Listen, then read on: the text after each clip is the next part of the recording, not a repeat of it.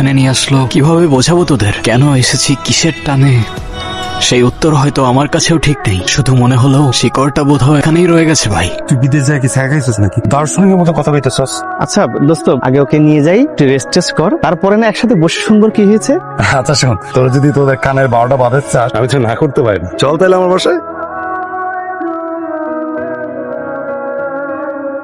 দোস্ত তুই তোর কাহিনীটা কিন্তু এখন আমাকে ভালো দেখে বললি না। আবার আসার পর থেকে দেখছি না তুই একদম কেমন জানি আনমনা হয়ে আছিস। কোনো সমস্যা হলে তুই আমাদের কি বলতে পারিস। আমি আসলে একটা মেয়ের খোঁজে এসেছি, ওর সাথে আমার প্রথমবার ইনস্টাগ্রামে কথা হয়। প্রথম দিকে তো আমি তেমন একটা পাত্তা দিইনি, ভেবেছিলাম টাইম পাস করার জন্য কোনো ফেক আইডি হবে হয়তো। তারপর ধীরে ধীরে ও আমার খুব অদ্ভুত ভাবে খেয়াল নিতে শুরু করে। আমি কখন খাই, কখন ঘুমাই, কি কি করি, এমনকি আমার মন খারাপের দিনগুলো ও দূর থেকে কেমন যেন বুঝে ফেলতে পারতো। তার মানে এটা ফেক অ্যাকাউন্ট না? তুই সাথে কথা বলেছিস, ছবি দেখেছিস? আমাদের ফোনে কথা হয়নি। তাহলে এটা যে ফেক অ্যাকাউন্ট না, তুই এটা কিভাবে বুঝলি?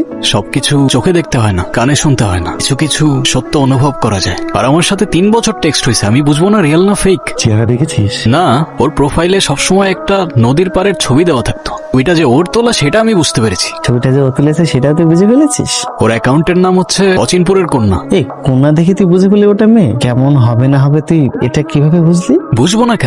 আমি যখন রোমে ছিলাম অনেক ডিপ্রেশনে ছিলাম, এত টাকা খরচ করে যাওয়ার পর বুঝতে পারছিলাম না কি করব। একটা সময় তো সুইসাইড করারও ডিসিশন নিয়েছিলাম। সেটা নিয়ে যখন একদিন স্টোরি দেই, সেটার রিপ্লাইয়ে ওর সাথে আমার প্রথম কথা হয়। তারপর এক কথায় 2 কথায় রিলস শেয়ার করা, প্রিয় গান, আরো কত কি।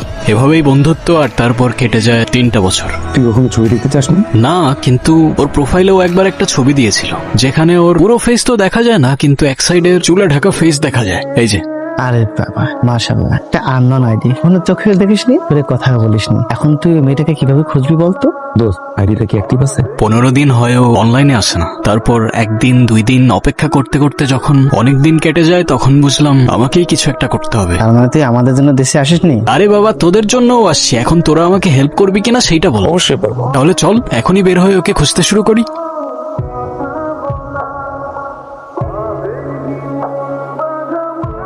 কবে আসলেন? এই তো বেশ কিছুদিন হলো।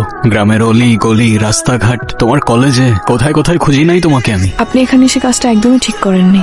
এর থেকে ভালো কাজ হয়তো আমি আমার জীবনে আর একটাও করি নাই। অন্তত অচিনপুরের সেই কন্যাকে দেখতে তো পেলাম। দেখতে এসেছেন, দেখেছেন, এবার চলে যান। মানে আমি তোমার জন্য এত দূর থেকে আসলাম, এত কষ্ট করে তোমাকে খুঁজে বের করলাম, আর আসতে না আসতেই বিদায় দিয়ে দিলে। আগামী শুক্রবার আমার বিয়ে। এক বয়স্ক লোকের সাথে আমার বাবা আমার